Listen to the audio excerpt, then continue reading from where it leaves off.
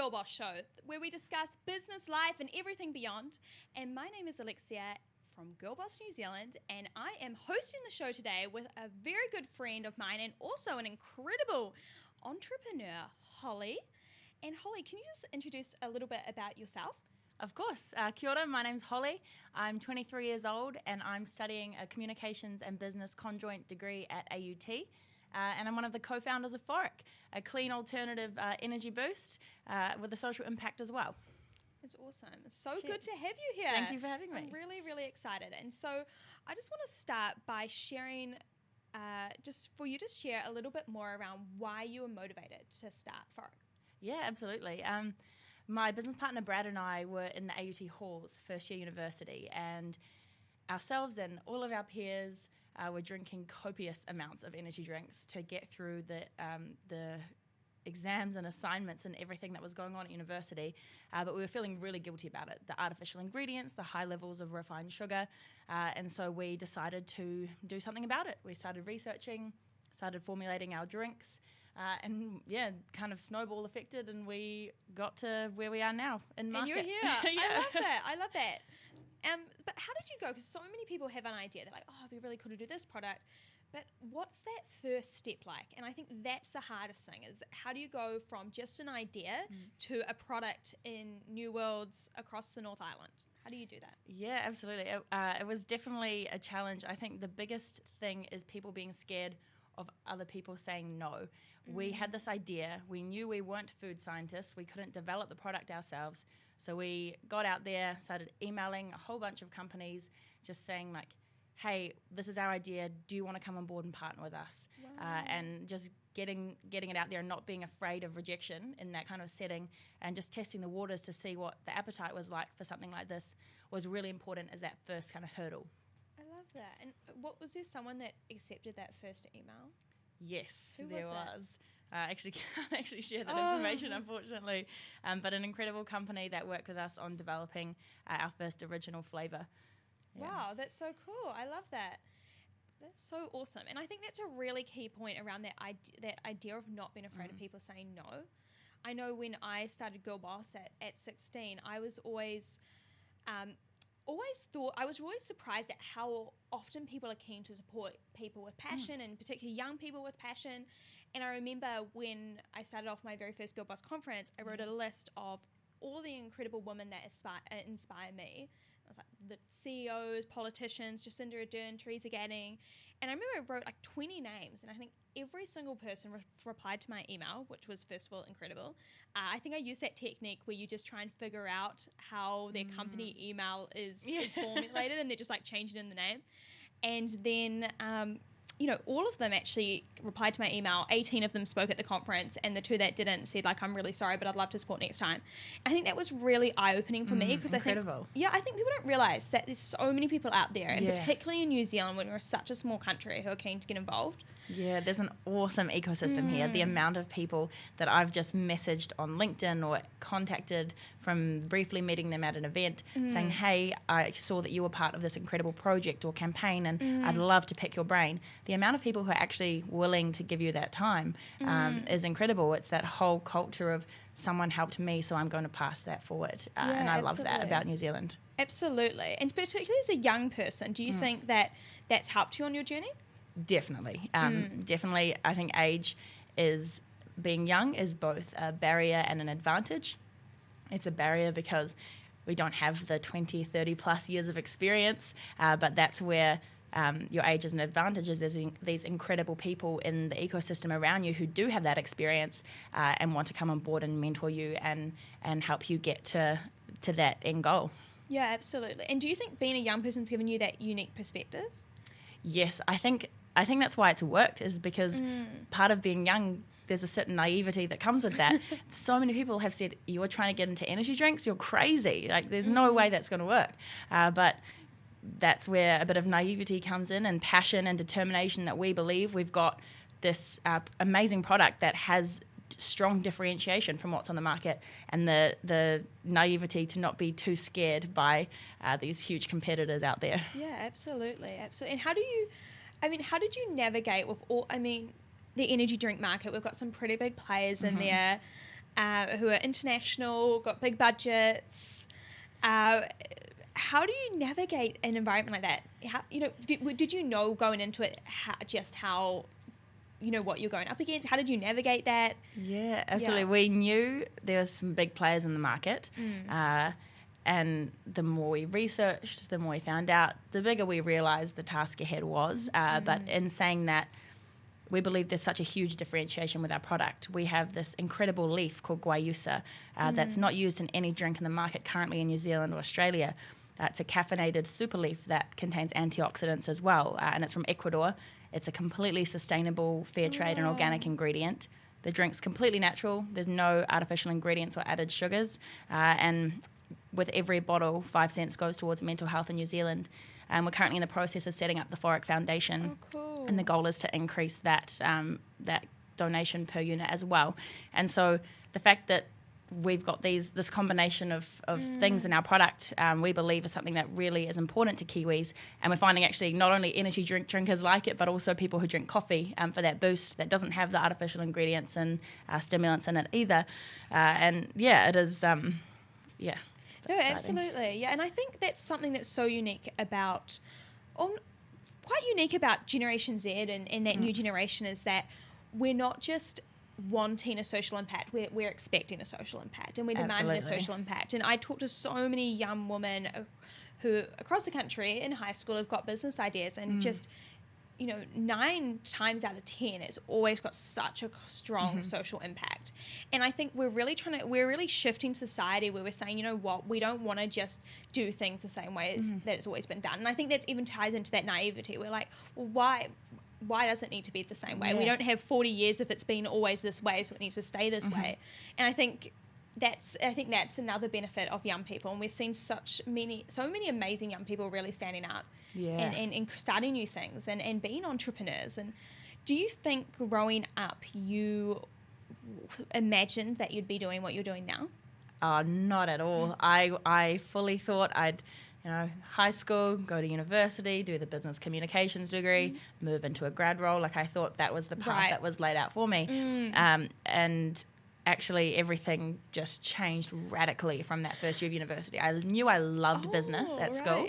I loved it. I also loved the sciences and the maths. I was really into that, but I decided business, I could have quite a lot of creativity in that area. Loved it at school. Went to university. I didn't even consider entrepreneurship, but the opportunities actually that were available at AUT that really fostered that entrepreneurial spirit was actually incredible, and really pushed me to be where I am now with FORIC and still studying part-time. And the university's been very supportive of me managing both. Yeah. So what was that support from the university? What did that look like? We did originally a program called Co-Starters. It's a 9-week program that takes you through all of the steps of essentially starting a business and all the different areas and things to take note of. And that was an awesome experience. We also did the AUT X Challenge, which was in partnership with ATEED. It was like a Dragon's Den style pitching competition, which was really, really awesome. Very terrifying situation to be in. But we ended up winning $20,000 cash and $15,000 in legal and business advisory prizes as well, which was a really great boost to help us validate that product. And AUT staff and connections of those staff members have mentored us and coached us the whole way through. Yeah. I think what's unique about that, and you're such a big ambassador for AUT, and you're flying the AUT flag, is, you know, a lot of what you shared there as the benefits of university wouldn't be what that you personally saw, wouldn't be what people traditionally go to university for. And I think, you know, I didn't go to university. I've started GirlBoss when I was in high school and then continued working full-time once finishing.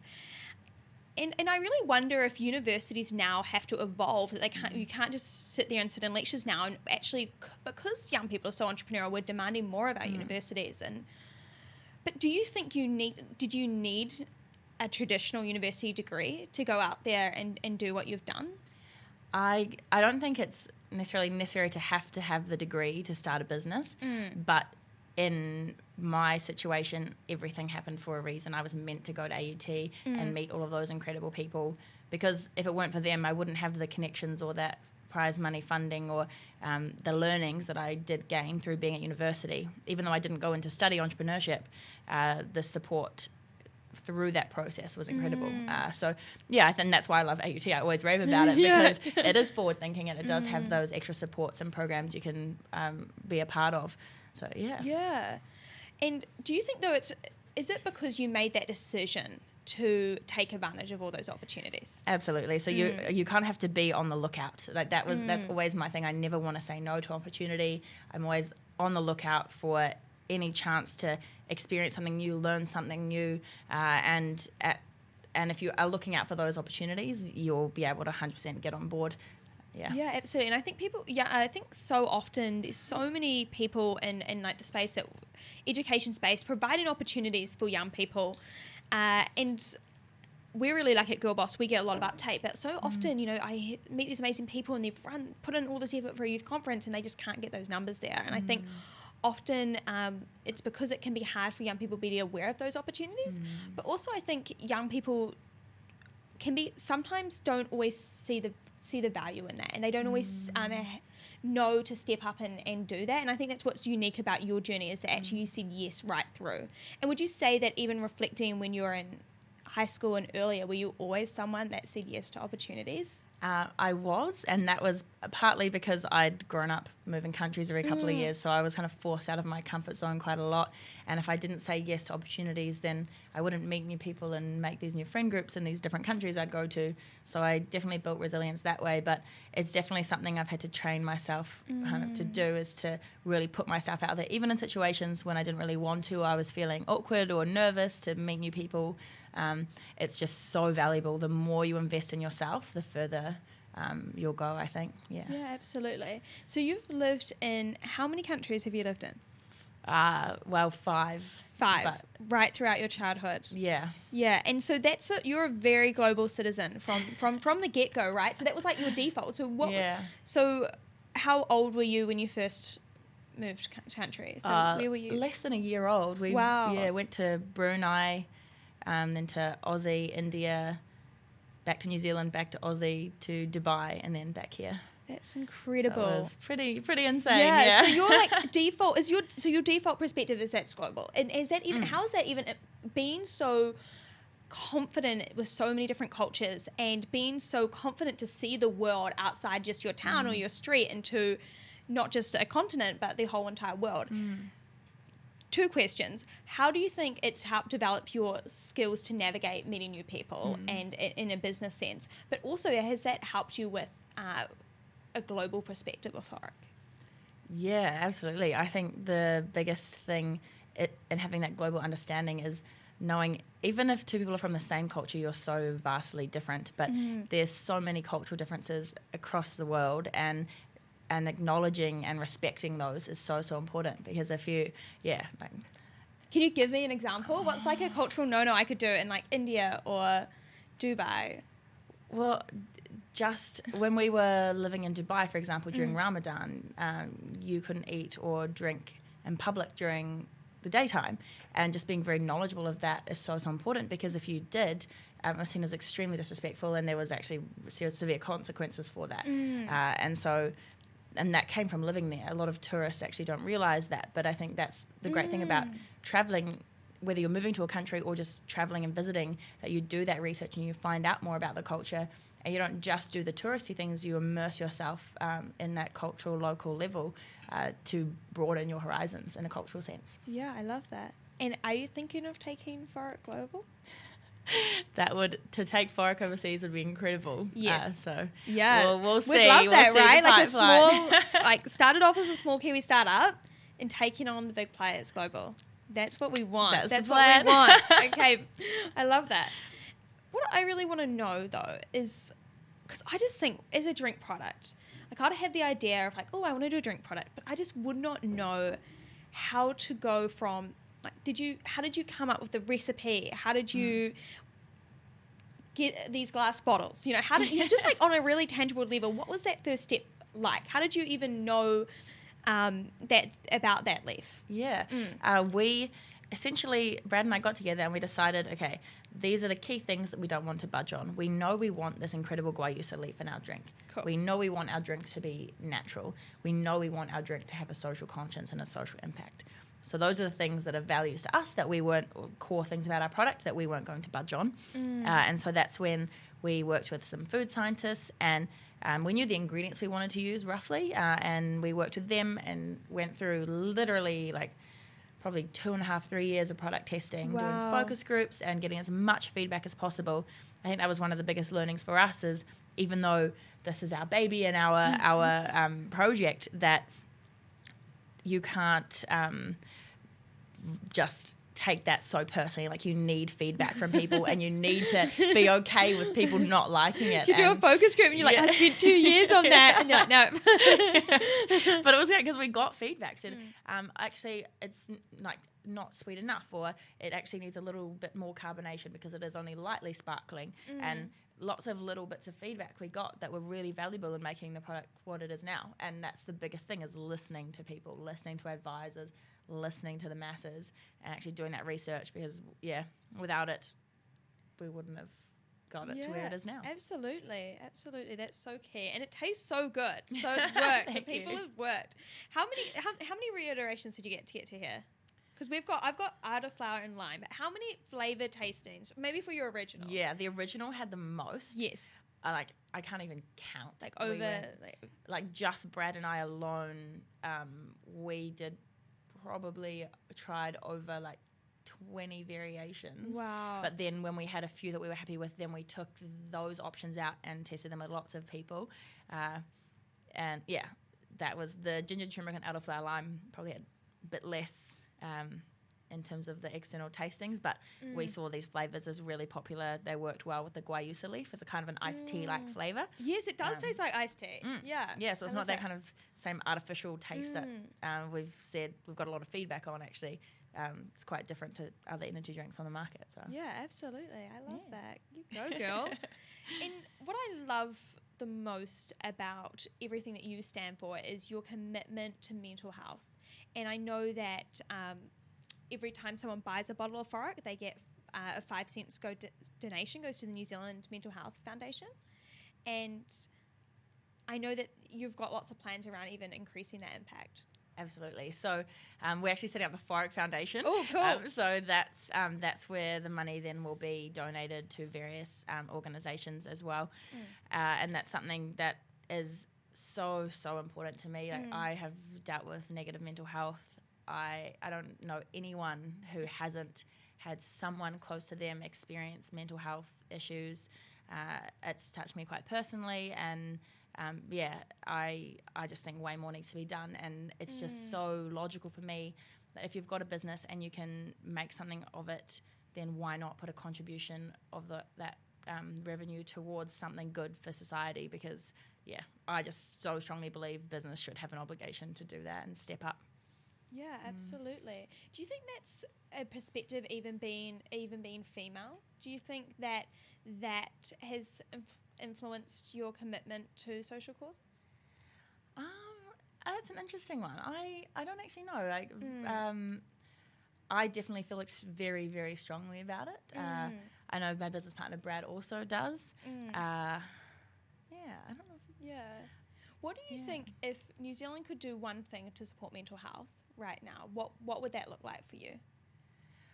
I think it's just access to counselling and the right support for the right conditions. The amount of people I know who've struggled to find counselling services, they book out so long in advance. It's definitely a challenge, and just having access to the resources you need when you need them. And if we can have those resources on tap for Kiwis in need, then that's the nirvana for me. Yeah, absolutely. And I know, being a young entrepreneur can be a lonely journey. It can be a hard journey. It can be a tiring journey. And, when you navigate that, like, what does a day in your life look like? Yeah. Yeah. Every day is so different. It could be, Brad and I do all of our own product demos in supermarkets, actually getting the trials. It's fantastic because we get all the feedback firsthand. So we do that generally from a Thursday to Sunday, but we also have meetings throughout the week where essentially at this point we've been servicing all of the stores, the 60 stores we're in, and that's all about to grow as well as the marketing and operations. Yes, Brad and I personally service them. Wow. And they're from Tauranga up to Kerikeri.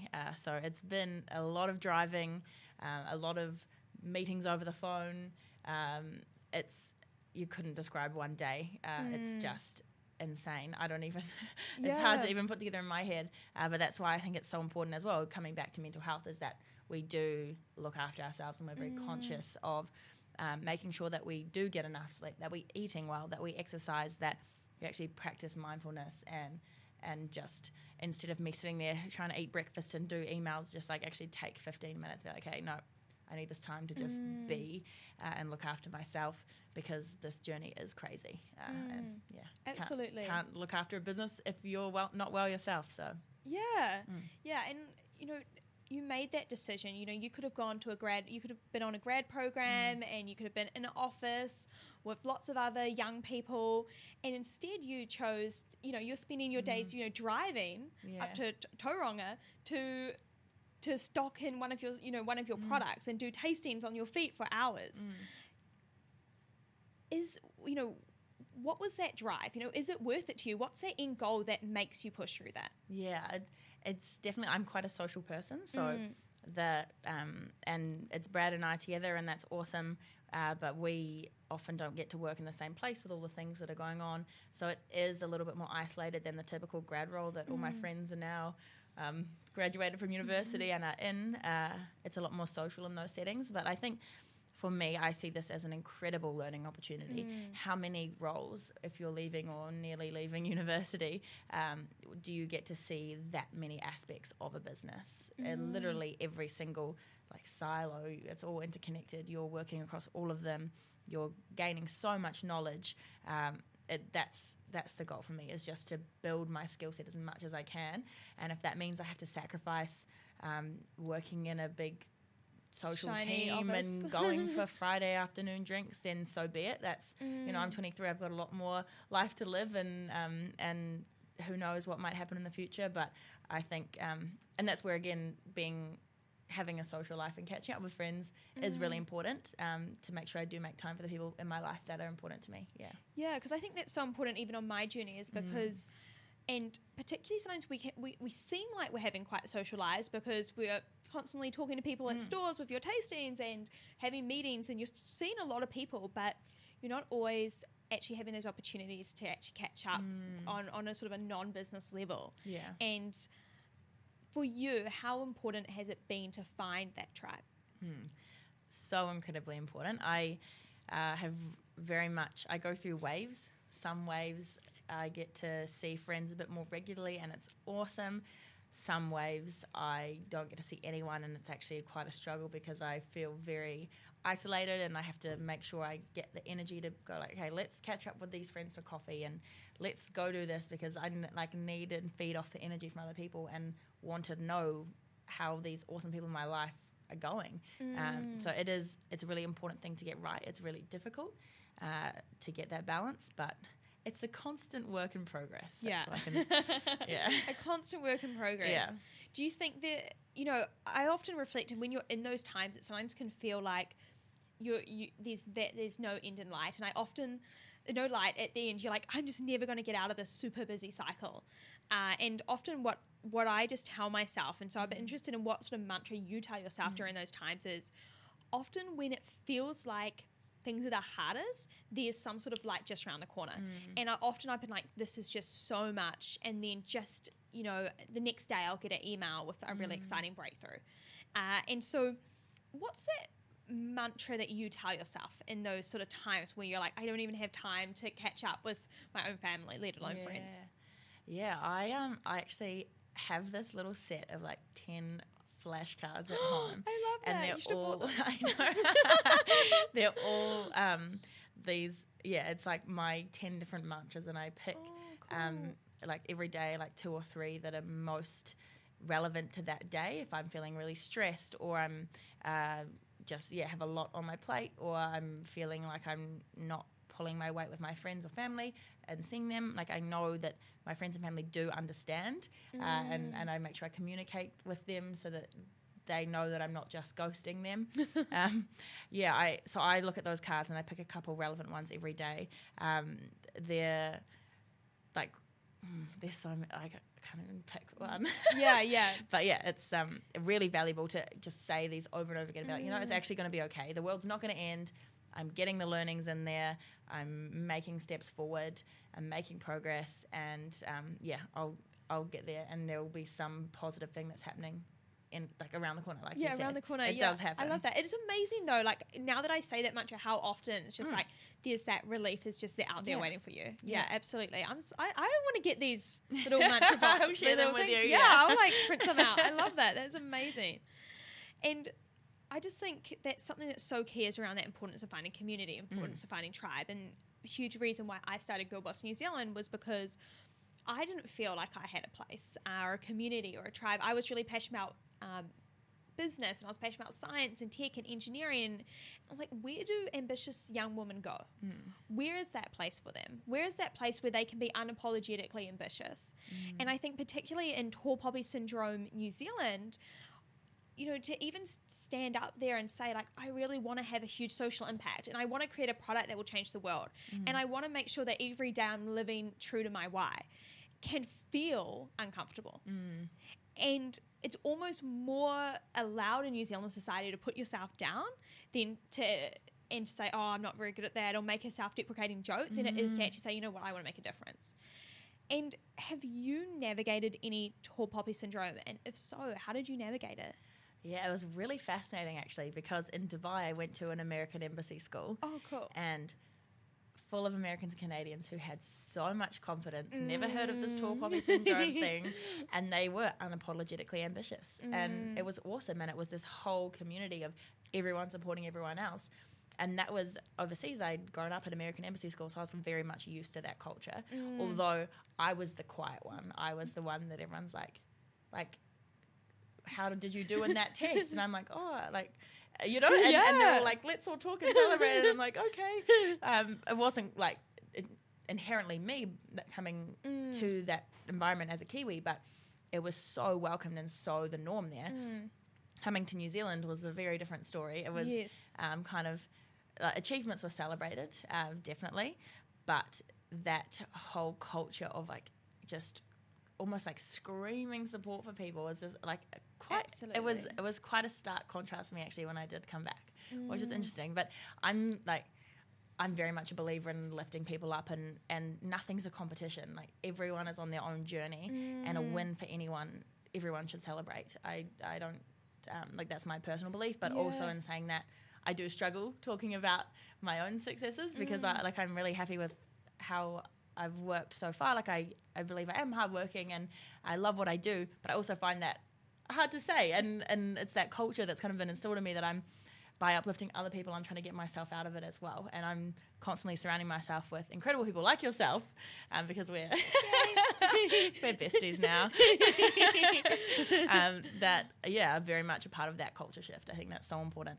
Absolutely. Honestly, you touched on so many relevant points there. And when I went to New York, so I finished high school and I went to New York like a month afterwards to be part of this Global Teen Leaders program.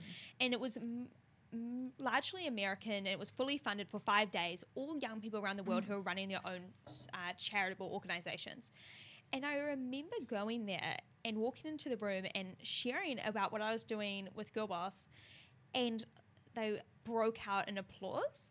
And it was really weird. And then I was like one of the first people in the group, and then everyone went around, everyone's like cheering and yelling, like, you go, girl. Yeah. And I was like standing there as like the awkward like New Zealander being like, what is going on? Because I'd never, I've got support, particularly maybe from adults, but not from people the same age as me to that same extent, from my peer group.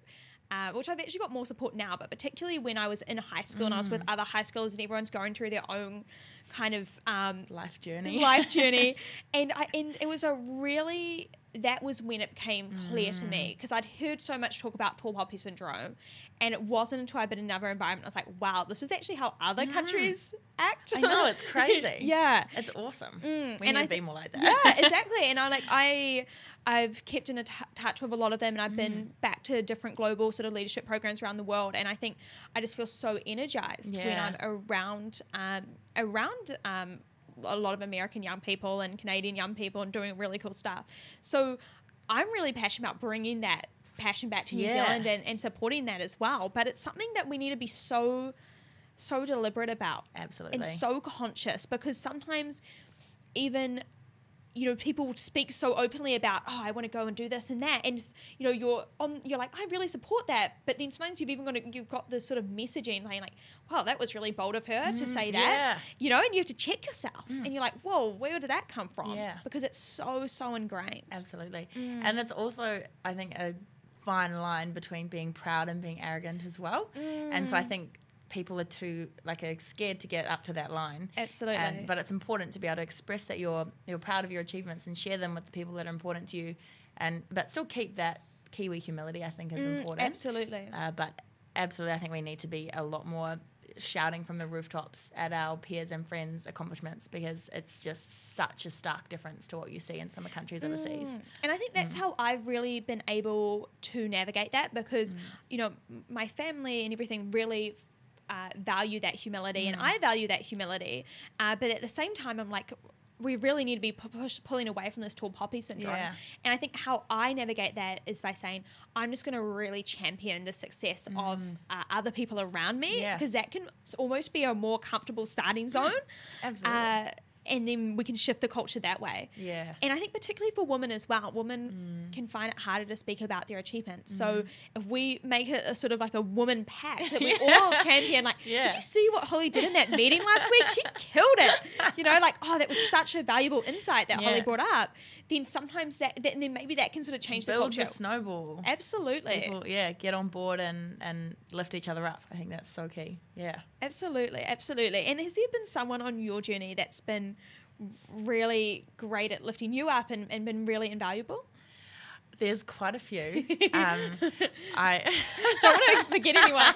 Yeah, I know. I think the two core things, one, our advisory board. We've got incredible advisors who have an amazing business experience and advise us from a business perspective, but also talk to us about our personal lives and how we need to look after ourselves, and just are incredible mentors in that sense. Wow, so holistic. Yeah, I absolutely. love that. And that's, I think, what you need in a mentor, is that holistic view. And also you. Oh, I Lexi. No, I'm serious. Oh, thank you. You and Winnie, because all of my friends throughout my life have been incredible, and I love them.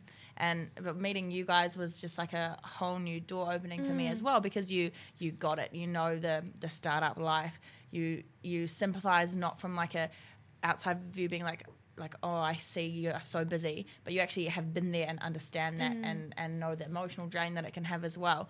And so you guys are great to, when I need to have a vent, or we have a cheerlead. Like it's awesome, and that's what I love, is that you need that mix of the friends, your friends who empower you, and you can empower them, and mentors as well. Yeah, absolutely. And I feel exactly the same way. And it's so key, I think, to have those safe places, particularly as a young entrepreneur, to have those safe places, because sometimes you're such a strong face for your brand, and people know Forik and they know you and your co-founder.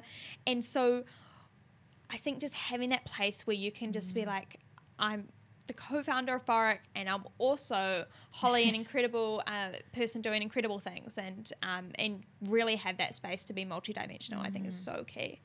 And I know that you're involved in so many more incredible projects, and you're also a board member yourself. I am, indeed. At an incredible organisation called RIT Create New Zealand. They are just the most incredible team providing life-changing experiences for youth with disabilities across outdoor adventure, camps, learning experiences, giving skill sets to help move into employment. Just the most incredible work, and it's such a privilege to be a part of it. I think always throughout my life, like volunteering or giving some sort of my time is just so important to me, something I always want to do, and it's just an awesome team that we work with, and we've got a really fun, we did it 2 years ago, it's our second ever gala ball. Yay. And so we put that on, it was really great fun, raised some awesome money for the charity, so I'm looking at doing that again this year, because that's also bringing a passion of mine, event management. Yes. And I love events, so that's a fun, it's getting to incorporate two things that I love, which is really cool. Making a difference in partying. Yeah. I love that. Just sum her up. I do enjoy dancing, that's my... She's a very good dancer, I'm just putting it out there. You're live give a band with some old songs, that's my fave, but I will definitely not be doing a demo. So, the mission of the organisation is so incredible. And how did you get involved? What spurred you to get involved with that? What was that personal why for you? I was at AUT just studying, and this was actually when Forik was at the very idea stage. So because I've been on the board, I think over 3 years now. So Forik was very, very early days in the ideation stage, and I was just like, you know what, I want to volunteer somewhere. And I started just Googling and who needs extra volunteers, doing what. And I just stumbled across the RIT Create ad, and I'd heard of RIT Create before and the awesome work that they did. Cool. I applied for the board position and luckily received it, and have been with the team for just over 3 years now. So. Wow. And how old were you when you got that board position? I was 19. Wow. So you were still a teenager when you got that first board position. And how did you have the confidence to put your name down for something like that? It's interesting because I heard this statistic about how often males will put their name forward for a role when they're probably a bit underqualified for it, whereas females won't put their name forward unless they're 100% qualified. And I saw that in when I finished high school, and I was like, I will challenge this. Yeah. And that's when I applied for an event management role in my first year of university, and they were looking for an experienced event manager. And I was literally, I think I was 17 years old when I applied. And I got the job on the spot, and it was awesome. And I'd never managed an event in my life, but I knew that I loved events. I'd volunteered and done bits and bobs. I got the job. I learned some amazing skills on the job. It was definitely within my capacity to do, even though I didn't necessarily check every single box on the job description.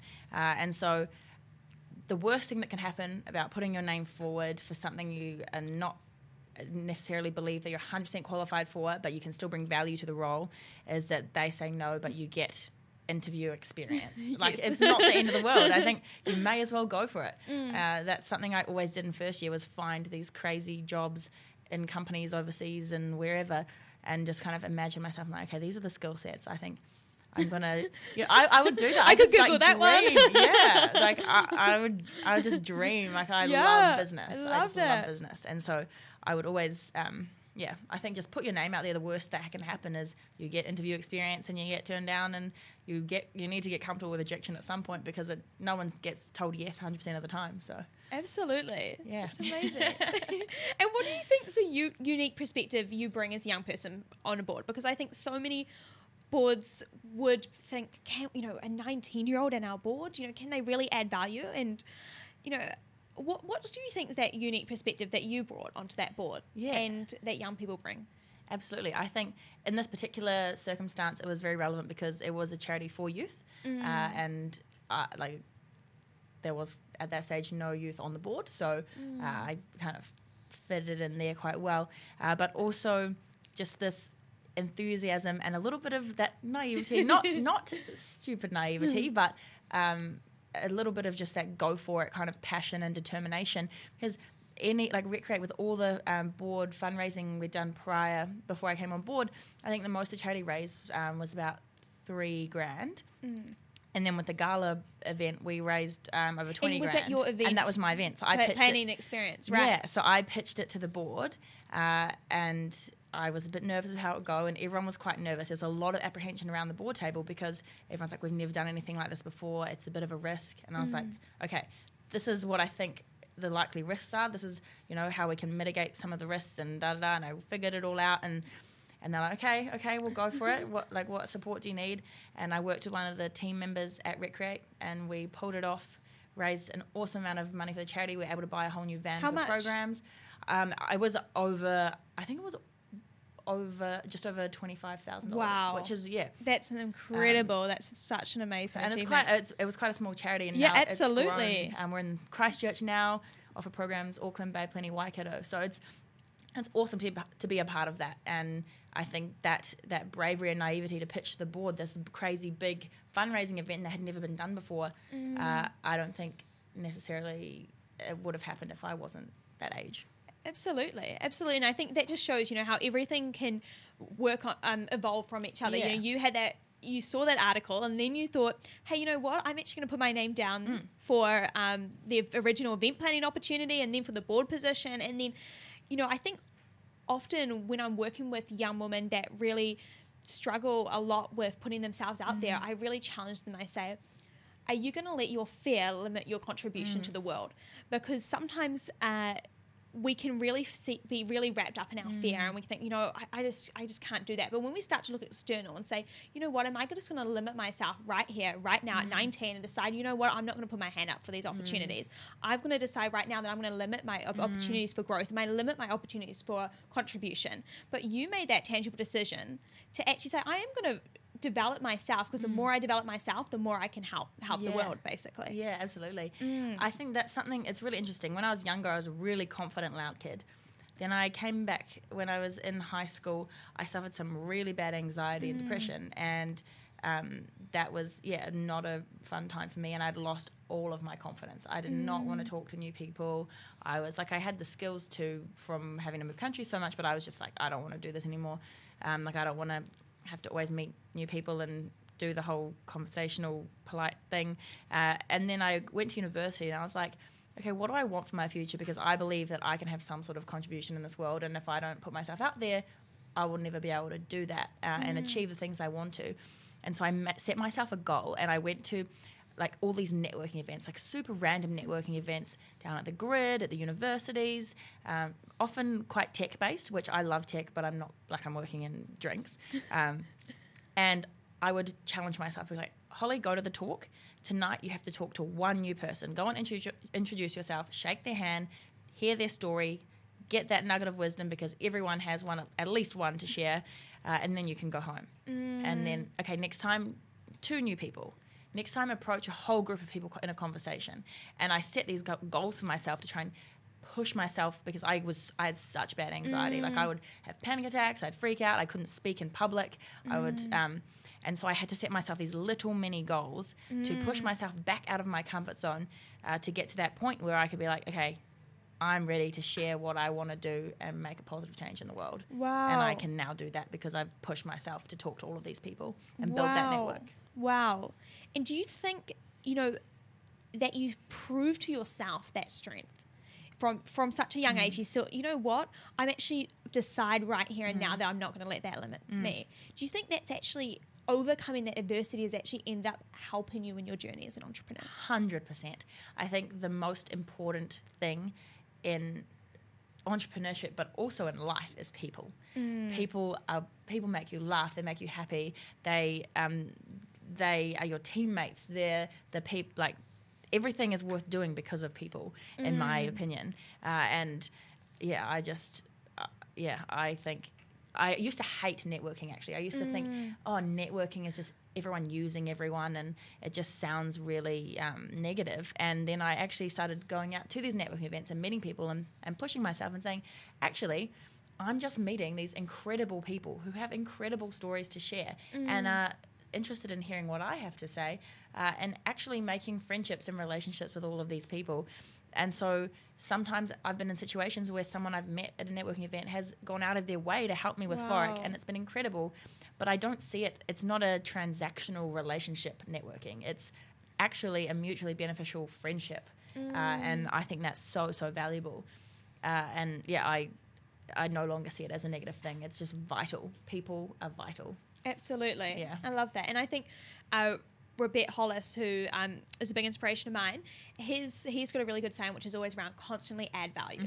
And if you're always adding value to people, and you're in everything that you do, whether that's online content or in a networking event, if you're thinking about how can I add value to that person, then that can actually be a strategy to not only make yourself feel comfortable in networking situations, because you're not, having to have that awkward conversation when you're like, can you help me?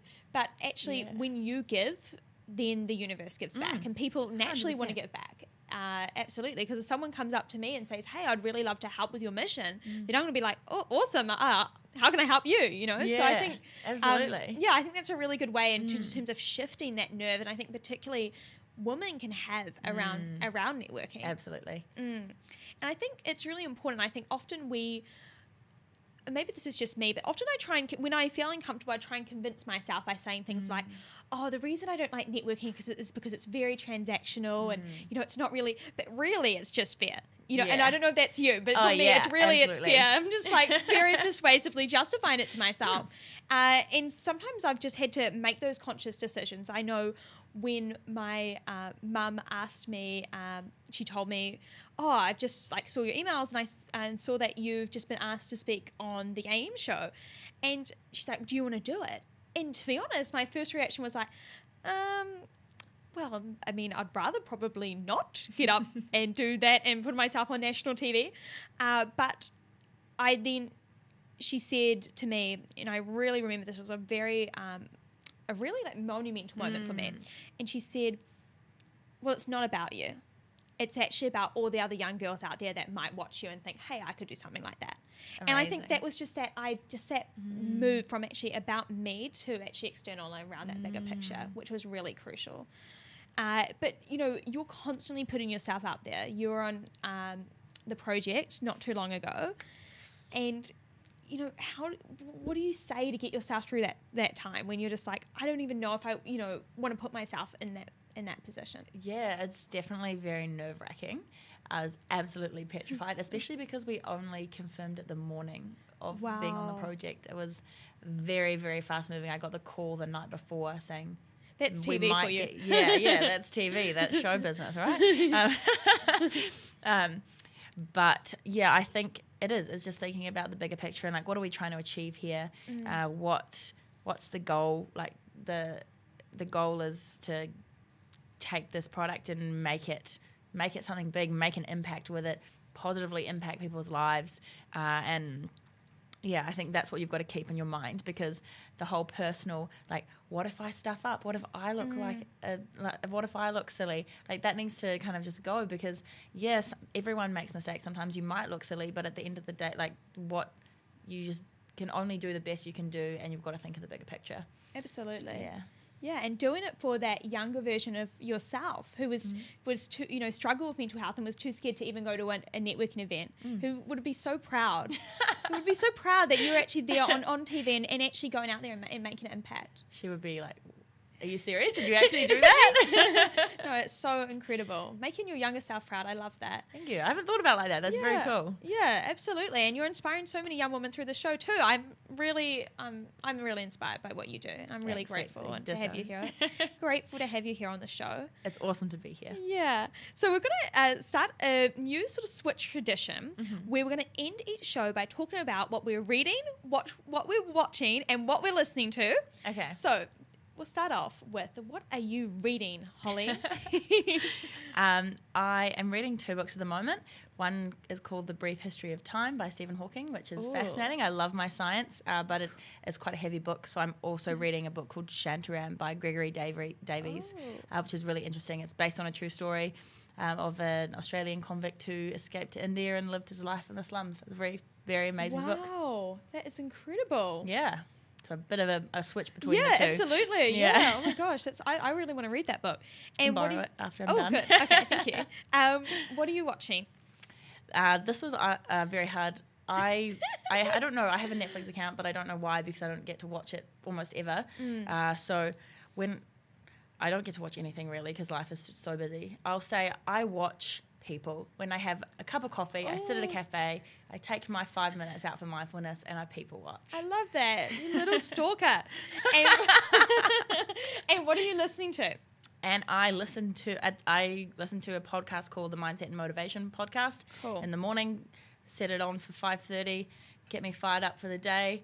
And then I'm also really loving 660 at the moment because went to a couple of their concerts lately, and I'm a big fan. Just vibing their vibes. Just absolutely vibing it. Go New Zealand artists. Yeah, it's so cool. I mean, how many people went to that event? Oh, I think it was 50,000 people at Western Springs. Yeah, it's just so incredible that Kiwi talent can go so mass like that, and it's incredible. And we're going to watch that with Fark too. For me, awesome Kiwi product, taking on the globe, taking on the big boys. I love it. And what I want to finish with is how can people connect with Fark and the product you're doing and try this amazing product? Yeah, absolutely. Well, at this stage, we're in New Worlds and Four Squares from Tauranga up to Kerikeri, but we will be launching throughout New Worlds and some pack and stays and Four Squares nationwide over the next couple of months. So keep an eye out, and if it's not your local, you can always request it because often they'll get it in if it's in demand. And yeah, we're on Facebook and Instagram at Fark if you'd like to check us out. And if you have any feedback on the drinks, we always love to hear it. Any input on the social impact and where you see that it will be beneficial, especially in smaller communities as well. Would love to hear anything like that. So thank you. Absolutely. And a GirlBoss show tradition, what is one word that is going to be your intention going forward into the next sort of weeks or months? So for me, I think I'm actually rearing up for a very busy time with GirlBoss New Zealand over the next few weeks. So I'm going to be in one of those stages where I'm like, I'm too busy, but still love me, to all my friends. And so I think would be just really around being very, just staying very level-headed and being very strategic around just how I spend my energy and where I put my focus, because in those crunch times, every second counts, and you want to be really deliberate about what you're doing. Absolutely. Yeah. What about you? I would, because I'm about to go into a very, very busy period as well. I'm actually leaving my Auckland digs and moving to Wellington and then Christchurch for the foreseeable future, which is exciting but very mental. And so I think my word is discipline, because I very much realised that you cannot be motivated every second of every day. You don't, like, I find when I'm really motivated, I feel like I have this like fire in my belly, like I'm like raring to go, and I love that feeling. And that's why I listen to these motivational podcasts to try and like really rev it up and like get going for the day. But it's not always there. You can't be motivated 100% of the time. So that's when discipline comes in. And it's hard being in the business that I'm in. You don't have a standard routine. Every day looks very different. So that discipline is even more difficult. But it's a work in progress, and something that I will be my mantra over the next few months. I love that. Discipline. Like an army coach. Yeah. That's amazing. That is incredible. Thank you so much for being on the show, and thank you to everyone for watching. So incredible to have Holly here sharing her inspirational story. And if you've got any questions, comments, who we should interview next, please put them in the comments below. Thank you so much for watching The GirlBoss Show. It was fantastic, girl. You did it awesome.